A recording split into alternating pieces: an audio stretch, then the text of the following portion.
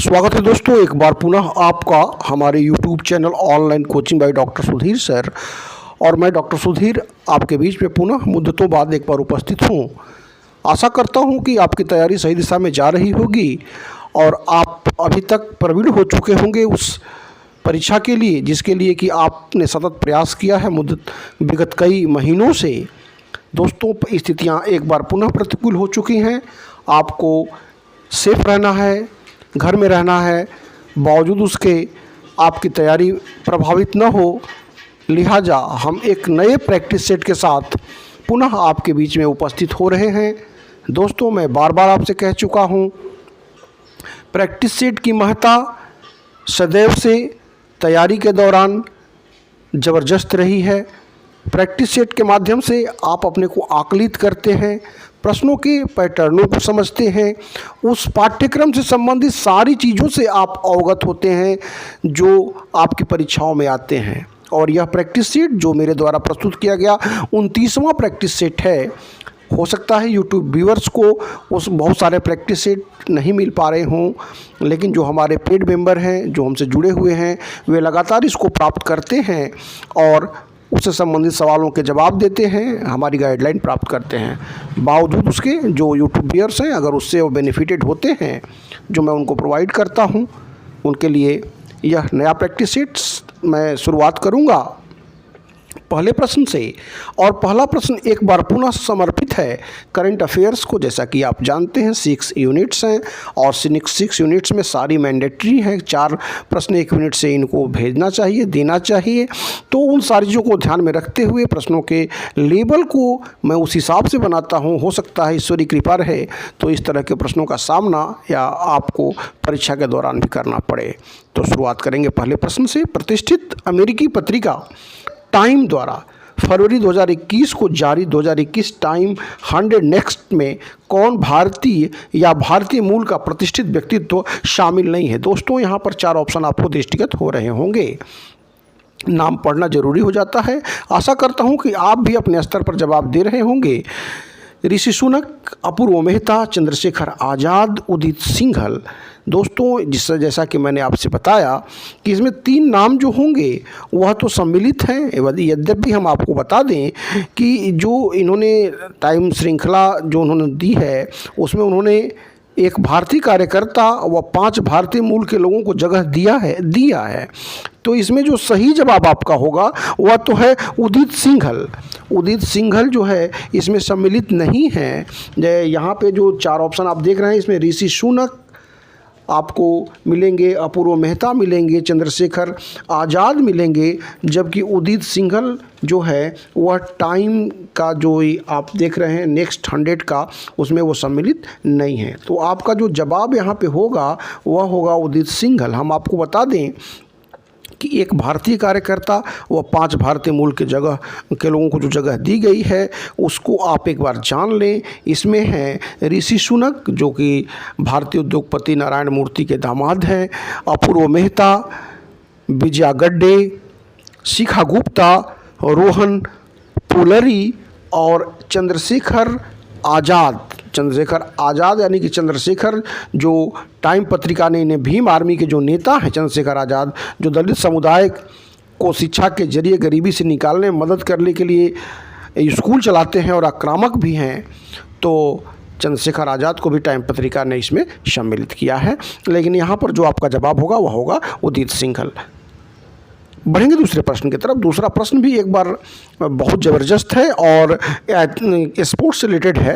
एक बार देखें इसको। 7 जनवरी 2021 को 144 वर्षों के टेस्ट क्रिकेट के इतिहास में पुरुष टेस्ट मैच में अंपायरिंग करने वाली पहली महिला अंपायर इनमें से कौन बनी है? 4 ऑप्शन यहाँ देख रहे हैं। चारों जो है वह आईसीसी की नामित अंपायर हैं, वोमेंस अंपायर हैं। लेकिन इसमें किन्हें यह सम्मान प्राप्त हुआ है, सौभाग्य प्राप्त हुआ है?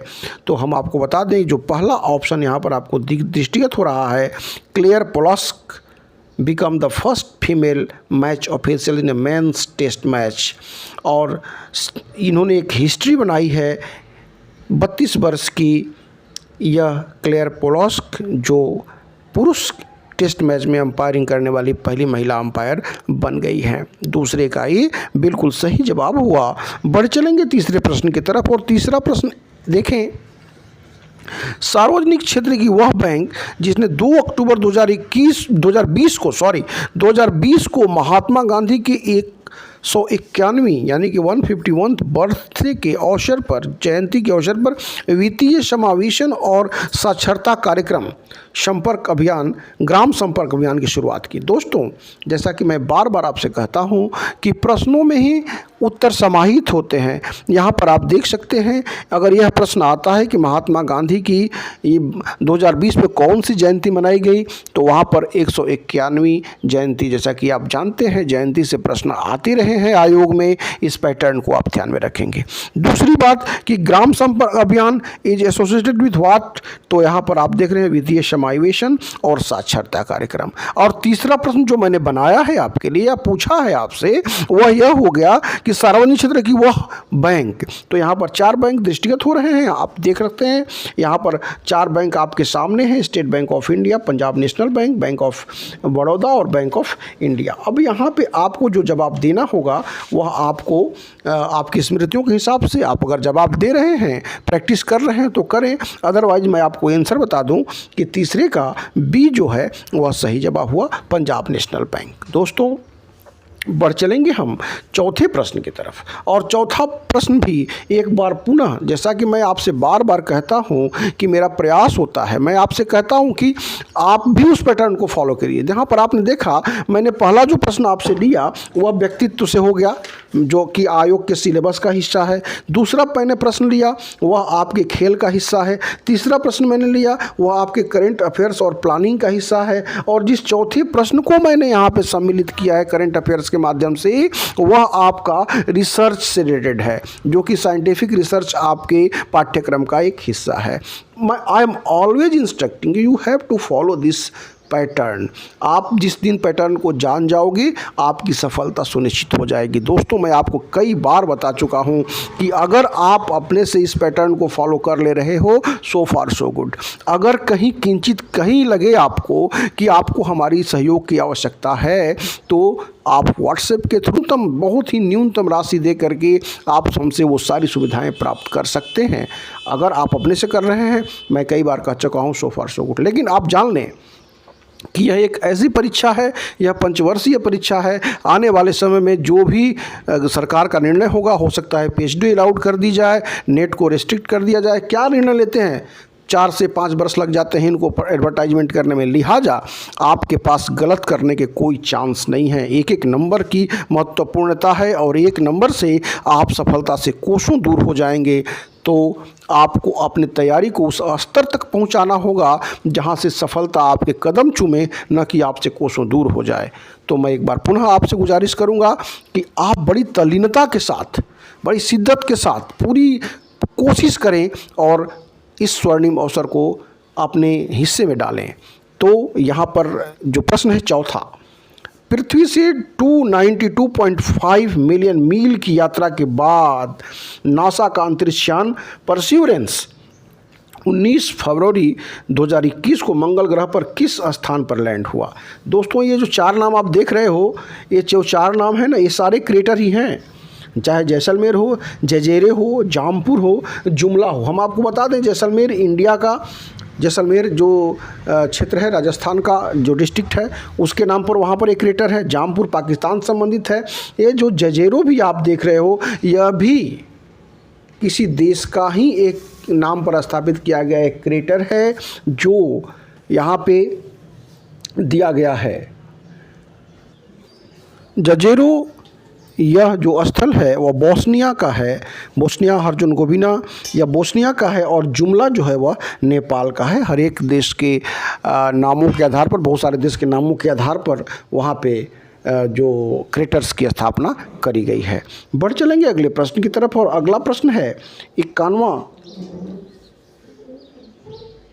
आ गई। अब 5वें प्रश्न की तरफ, 51वां अंतर्राष्ट्रीय भारतीय फिल्म महोत्सव जो गोवा के पणजी में आयोजित किया गया में गोल्डन पीकॉक पुरस्कार किस फिल्म को प्राप्त हुआ। दोस्तों, इससे पूर्व भी इस तरह के प्रश्न आ चुके हैं जिसमें आपने देखा होगा कि कई बार इस पर फोकस किया गया था कि किस देश पर यह जो आयोजन हुआ था, किस देश पर फोकस था।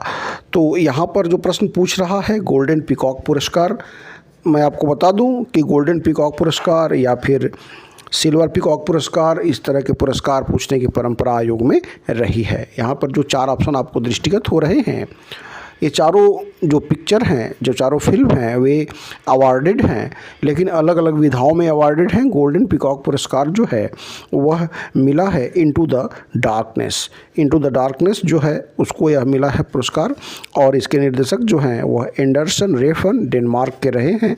तो यहाँ पर आपका जो सही जवाब हुआ इनटू द डार्कनेस। इस तरह की प्रश्नों को याद रखेंगे, इस तरह के पैटर्नों को आप याद रखेंगे। बढ़ चलेंगे हम अगले प्रश्न की तरफ, और अगला प्रश्न भी पुनः एक बार करंट अफेयर से संबंधित है, महत्वपूर्ण है, आने वाला प्रश्न दृष्टिगत हो रहा है, लिहाजा आप इसको अपने मनोमस्तिष्क में अंकित कर लेंगे। पहला प्रश्न है, छठा प्रश्न, कि 4 फरवरी 2021 को देश की आज़ादी की लड़ाई के लिए किस ऐतिहासिक घटना के 100 वर्ष पूरे हुए। दोस्तों, अभी यह चूँकि करंट अफेयर्स का मामला है और जो भी इवेंट्स होते हैं उन पर आपकी नज़र होनी चाहिए। यहाँ पर 4 ऐतिहासिक घटनाओं का जिक्र मैंने किया हुआ है ऑप्शन के संदर्भ में, लेकिन जो सही जवाब है वह है चौरी चौरा कांड।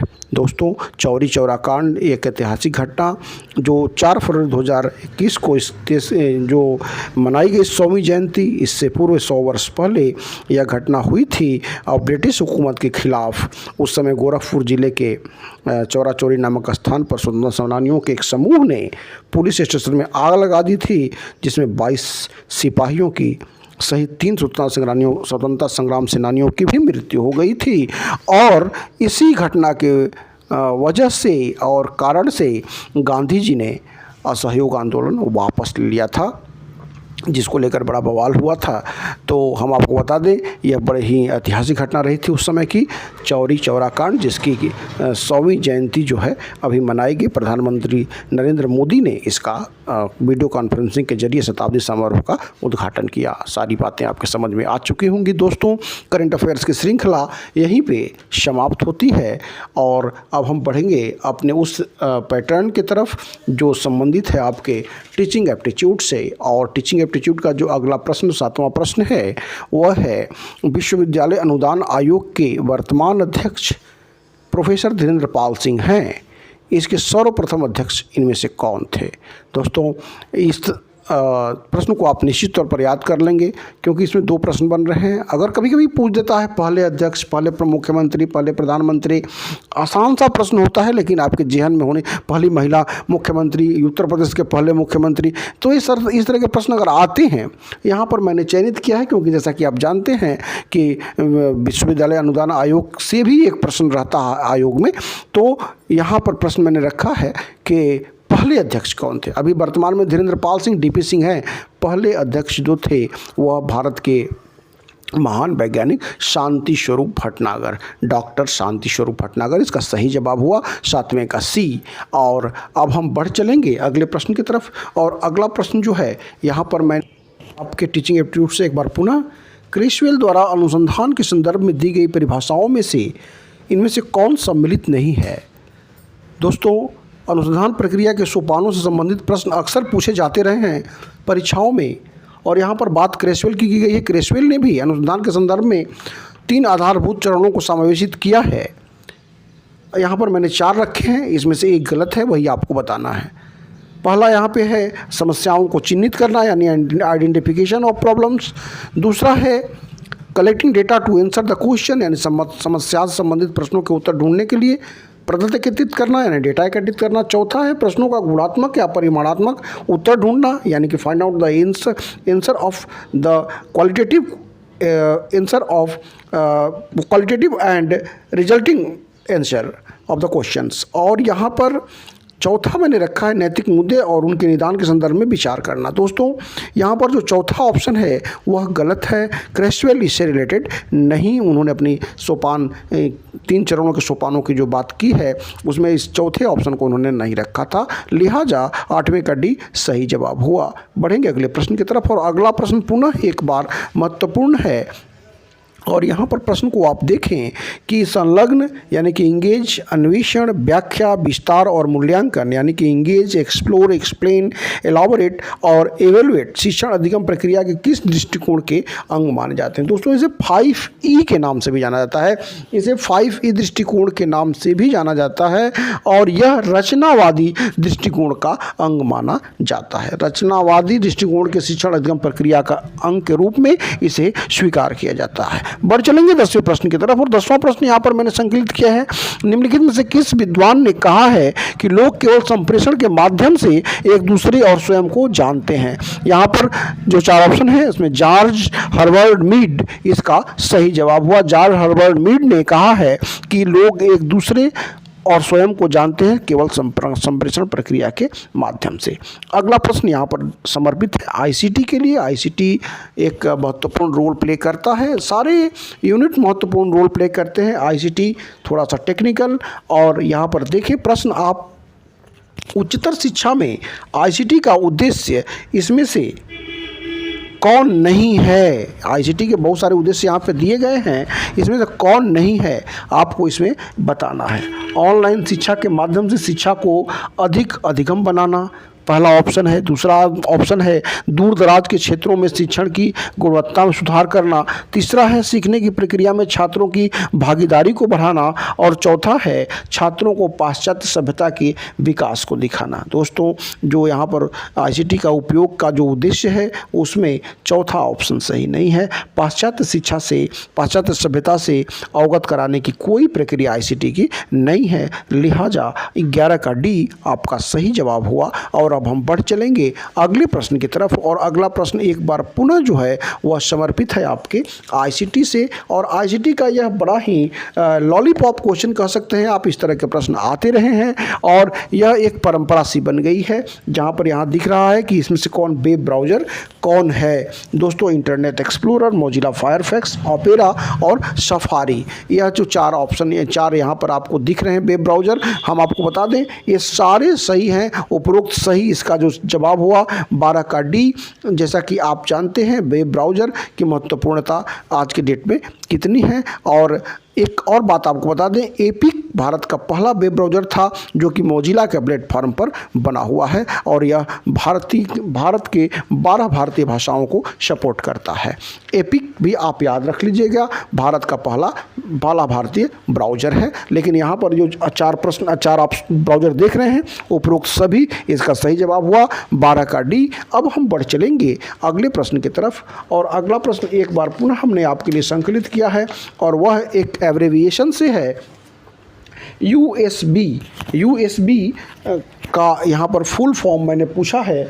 और यूएसबी जहाँ जैसे कि आप देख रहे हैं बड़ा ही आसान सा प्रश्न होगा यह आपके लिए, लेकिन कभी कभी आसान से प्रश्न भी पूछे जाने की संभावना होती है और उसको आपको गलत नहीं करना चाहिए। यूएसबी यहाँ पर यूनिवर्सल सीरियल बस यानी कि जो सी ऑप्शन आपका जो दृष्टिगत हो रहा है यहाँ पर इसका सही जवाब हुआ। आप इससे अवगत भी होंगे, एक बार मैं इसको आपको प्रैक्टिस करा दे रहा हूँ। यूनिवर्सल सीरियल बस is an industry standard that establishes a specification for cables and connects and protocols for connection। तो ये आपको समझ में आ चुका होगा। 13 का सी सही जवाब हुआ।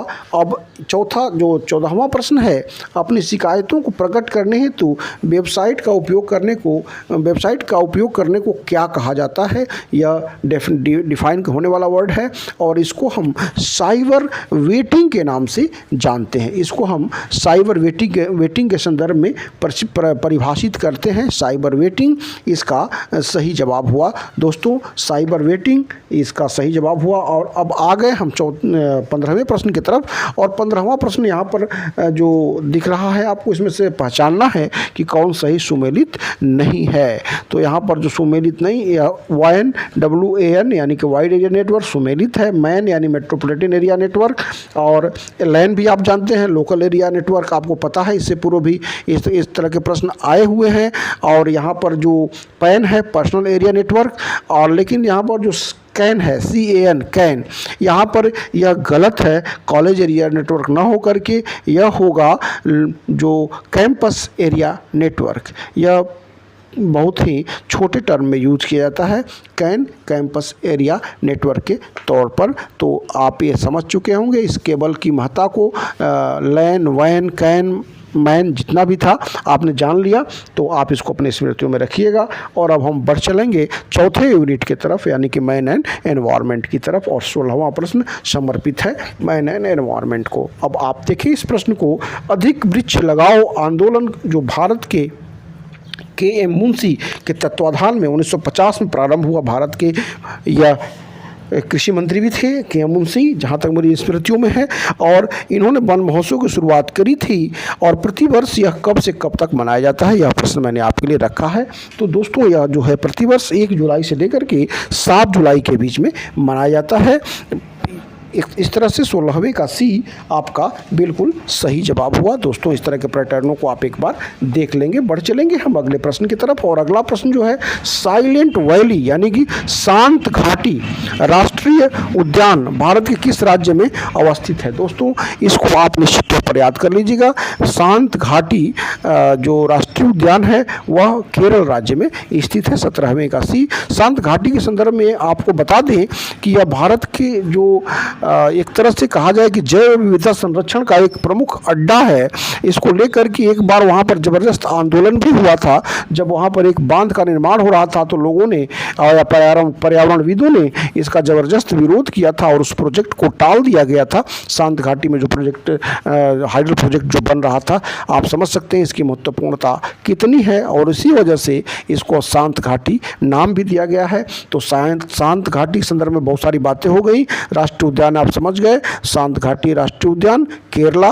बढ़ चलेंगे अगले प्रश्न की तरफ। और अगला प्रश्न जो है एक बार पुनः पर्यावरण को समर्पित है। स्वस्थाने इन सिटू संरक्षण, जहां पादप एवं प्राणियों को उन्हीं के वास क्षेत्र में संरक्षित किया जाता है, इसके अंतर्गत इनमें कौन सम्मिलित नहीं है। अब यहाँ पर इन सिटू संरक्षण जहाँ पादप एवं प्राणियों को अपने ही उन्हीं के क्षेत्र में रखा जाता है, इसमें राष्ट्रीय उद्यान सम्मिलित है, पवित्र उद्यान सम्मिलित है, समुद्री संरक्षित से संबंधित है, लेकिन वानस्पतिक क्षेत्र को इसमें सम्मिलित नहीं किया जाता है। यानी कि यहाँ पर 18 का D सही जवाब हुआ। अगले प्रश्न की तरफ बढ़ेंगे। अगला प्रश्न है, इसमें कौन सुमेलित नहीं है। अब कौन सुमेलित नहीं है दोस्तों, इसमें आपको चारों चीज़ों को जानना होता है, क्योंकि अगर आप चारों से अवगत नहीं हैं तो गलत होने की संभावना ज़्यादा होती है। लिहाजा आपको डेप्थ में स्टडी करनी ही होगी, क्योंकि आप उस परीक्षा के लिए अपेयर हो रहे हैं जहाँ पर एक प्रतिष्ठापरक जॉब के लिए आप अपने को तैयार कर रहे हैं। लिहाजा आपको सारी चीज़ की जानकारी आपसे अपेक्षा की जाती है कि आपको सारी चीज़ों की जानकारी होगी। सामान्य ज्ञान की ही जानकारी हो, लेकिन सारी चीज़ों की जानकारी हो। तो यहाँ पर उस जानकारी का प्रदर्शन एक बार पुनः आपको करना है कि विश्व का एकमात्र तैरता हुआ उद्यान यहाँ पर मैंने रखा है बेउल लामजोआ मणिपुर, एशियाई शेरों के लिए प्रसिद्ध गिरवन गुजरात, एक सींग वाला गैंडा काजीरंगा असम, और सबसे अधिक बाघ रणथंभौर राजस्थान। कौन सा इसमें सही सुमेलित नहीं है। मुझे लग रहा है, आया आपको भी लग रहा होगा, 3 इसमें सुमेलित हैं, A, B और C, यह तीनों सही हैं। और चौथा जो है, सबसे अधिक बाघ रणथंभौर में ना होकर के सबसे अधिक बाघ वर्तमान में, पहले तो बांधवगढ़ में थे, अभी पेंच मध्य प्रदेश राष्ट्रीय उद्यान में है, जो अभी जानकारी मुझे प्राप्त है। एक बार आप वेरीफाई कर लीजिएगा। और एक बार मैं पुनः कहूँगा कि एक जो भी प्रश्न मैं बनाता हूँ उसको आप अपने स्तर पर वेरीफाई कर लिया करें। आप सारे लोग विज्ञ हैं, टेक्निकल हैं, सारे लोगों के हाथ में मोबाइल है, स्मार्टफोन है, तो आप लोग भी अपने तरफ से भी डेटाज को वेरीफाई कर लिया करें। हो सकता है कुछ टेक्निकल फॉल्ट हो, तो लिहाजा आप उसको इम्प्रूव कर लें।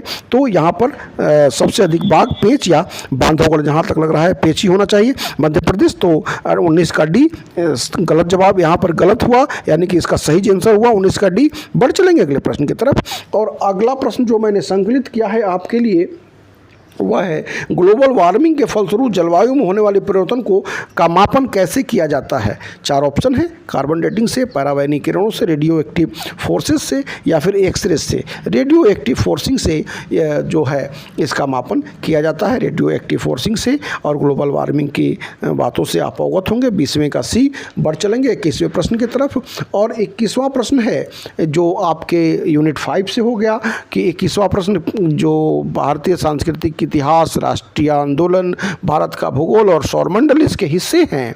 मैं बता दूं आपको, यह बड़ा ही इम्पोर्टेंट आपका यूनिट है। प्राचीन भारत में कौन सी एक लिपि दाईं ओर से बाईं ओर लिखी जाती थी। यहाँ पर जो 4 ऑप्शन आपको दिखाई दे रहे हैं, इसमें जो सही जवाब हुआ वह 21 का डी हुआ, खरोष्ठी लिपि। खरोष्ठी लिपि जैसा कि आप जानते हैं, खास तौर पर यह मौर्यन पीरियड में ब्राह्मी और खरोष्ठी आर्मेयिक तरह की लिपियाँ प्रचलित थीं और खरोष्ठी लिपि जो कि दाईं ओर से बाईं ओर लिखी जाती थी। 21 का डी सही जवाब हुआ। दोस्तों अगला प्रश्न है 22वां प्रश्न, प्रसिद्ध भारतीय पुस्तक जैसा कि आपने देखा था गीत गोविंद कई बार आ चुका है, तो यहाँ पर मैंने पुस्तक सम्मिलित किया है सिद्धांत शिरोमणि। प्रसिद्ध भारतीय पुस्तक, उसके संदर्भ में कुछ फैक्ट भी हमने रखे हैं, आप एक बार देख लें और अवगत हो लें। प्रसिद्ध भारतीय पुस्तक सिद्धांत शिरोमणि जो 4 भागों में लीलावती, बीजगणित, ब्रह्मगणित और गुणाध्याय में विभाजित है कि लेखक कौन है। तो इसके जो लेखक हुए वह हुए भास्कराचार्य। भास्कराचार्य 22 का सी बिल्कुल सही जवाब हुआ। अब बढ़ चलेंगे अगले प्रश्न की तरफ। और अगला प्रश्न हमने आपके लिए संकलित किया है वह है नेशनल मूवमेंट से और वायसरायज वगैरह से भी प्रश्न आते रहे हैं। तो इनमें से किसे स्वर्ग से उत्पन्न सेना नायक की संज्ञा दी जाती है जिसने सफलतापूर्वक एक लुटेरे राज्य की स्थापना भी की थी। स्वर्ग से उत्पन्न सेना नायक यानी कि बाई बॉर्न जो है उसको लीडरशिप प्राप्त थी। तो यह किसको उपमा दी गई थी, यहाँ पर यह प्रश्न मैंने संकलित किया है। और एक बात और भी जोड़ दिया है कि उसने एक लुटेरे राज्य की स्थापना की थी। और ये सारी बातें किसके संदर्भ में हैं, ये सारी बातें हैं लॉर्ड रॉबर्ट क्लाइव के संदर्भ में। और ये रॉबर्ट क्लाइव जैसा कि आप जानते हैं जिसने कि धोखे से मीर कासिम को खड़ा करके, मीर जाफ़र को खड़ा करके और किस तरह से इसने जो है सिराजुद्दीन को जो पलासी की लड़ाई में उसने किस तरह से धोखे से बंगाल को कैप्चर कर लिया था। तो यहाँ पर 1757 आपको याद होगा रॉबर्ट क्लाइव, और इसने एक लुटेरे राज्य की स्थापना की थी। तो इस तरह से उसके बाद यह बहुत आगे बढ़ चला था। तो यहाँ पर रॉबर्ट क्लाइव इस क्वेश्चन के हिसाब से इसका सही जवाब हुआ 23वें का बी। अगला प्रश्न है 24वां प्रश्न, सौरमंडल में के सबसे बड़े चंद्रमा। यहाँ पर सबसे बड़े चंद्रमा का संदर्भ मेरा सैटेलाइट से दोस्तों, इसको आप ध्यान में रखेंगे।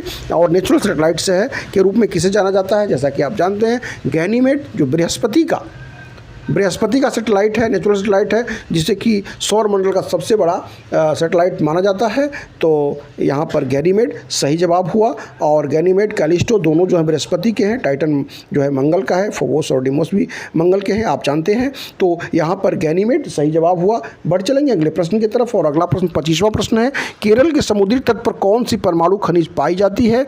यहाँ पर यह प्रश्न हुआ मोनोजाइट, इसका सही जवाब हुआ। मोनोजाइट बहुत महत्वपूर्ण अवयव है परमाणु खनिज के संदर्भ में, और यह पाया जाता है केरल के समुद्री तटों पर। 25 का डी बिल्कुल सही जवाब हुआ। और अब आ गए हम छठे यूनिट की तरफ, अंतिम यूनिट है 26वां प्रश्न है।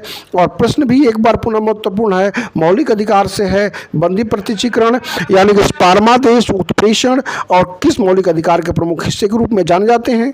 तो यहाँ 4 मौलिक अधिकार आपको दृष्टिगत हो रहे हैं, जिनमें संवैधानिक उपचारों का अधिकार इसका सही जवाब हुआ। दोस्तों जैसा कि कई बार मैं आपसे उल्लेखित कर चुका हूँ, संवैधानिक उपचारों के अधिकार को ही भीमराव अंबेडकर ने संवैधानिक उपचारों के अधिकार को ही भीमराव अंबेडकर ने भारतीय संविधान की आत्मा भी कहा था। यह बात आपके जेहन में होगी। अब आ गए हम 27वें प्रश्न की तरफ। और 27वां प्रश्न है, कोई विधेयक धन विधेयक है या नहीं, यह फैसला निम्न में से किसके द्वारा लिया जाता है। वित्त मंत्री, लोकसभा अध्यक्ष, लोकसभा उपाध्यक्ष या महालेखा परीक्षक।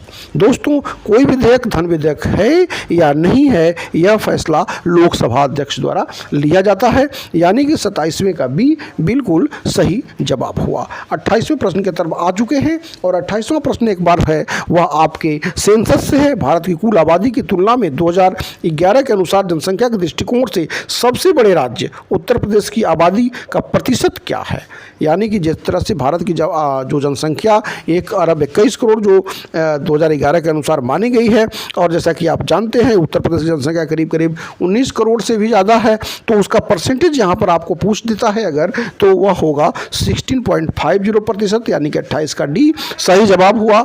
बढ़ चलेंगे 29वें प्रश्न की तरफ, और 29वां प्रश्न है with you all the way a bank of common man. यहाँ पर यह प्रश्न है with you all the way a bank of common man किस बैंक द्वारा दिया गया स्लोगन है, तो यह दिया गया स्लोगन है स्टेट बैंक ऑफ इंडिया द्वारा। 29वें का भी। दोस्तों, हम आ चुके 30वें प्रश्न की तरफ। एक बार पुनः कहेंगे, कहीं भी तैयारी के दौरान अगर आपको लगता है कि आपको हमारी हेल्प की आवश्यकता है तो आप बेहिचक व्हाट्सएप करके बहुत ही न्यूनतम शुल्क राशि पर हमसे जुड़ सकते हैं और वे सारी सुविधाएं प्राप्त कर सकते हैं। क्विजेज प्राप्त कर सकते हैं, टेस्ट प्राप्त कर सकते हैं, नोट्स प्राप्त कर सकते हैं, आप प्रैक्टिस सेट प्राप्त कर सकते हैं, वो सारी सुविधाएं आप प्राप्त कर सकते हैं। तो अब बढ़ चलेंगे 30वें प्रश्न की तरफ, और 30वां प्रश्न अंतिम प्रश्न इस सेट का है, स्वामीनाथन समिति का संबंध किससे है, तो स्वामीनाथन समिति का संबंध यहाँ पर जनसंख्या नीति से है, यानी कि 30वें का ए बिल्कुल सही जवाब हुआ। दोस्तों, और इसी के साथ वीडियो वॉच करने के लिए आपको ढेर सारा धन्यवाद। मिलते हैं अगले वीडियो में पुनः नई तैयारी के साथ और आपके प्रोग्रेस को वॉच आउट करते हैं। तब तक के लिए ढेर सारा धन्यवाद।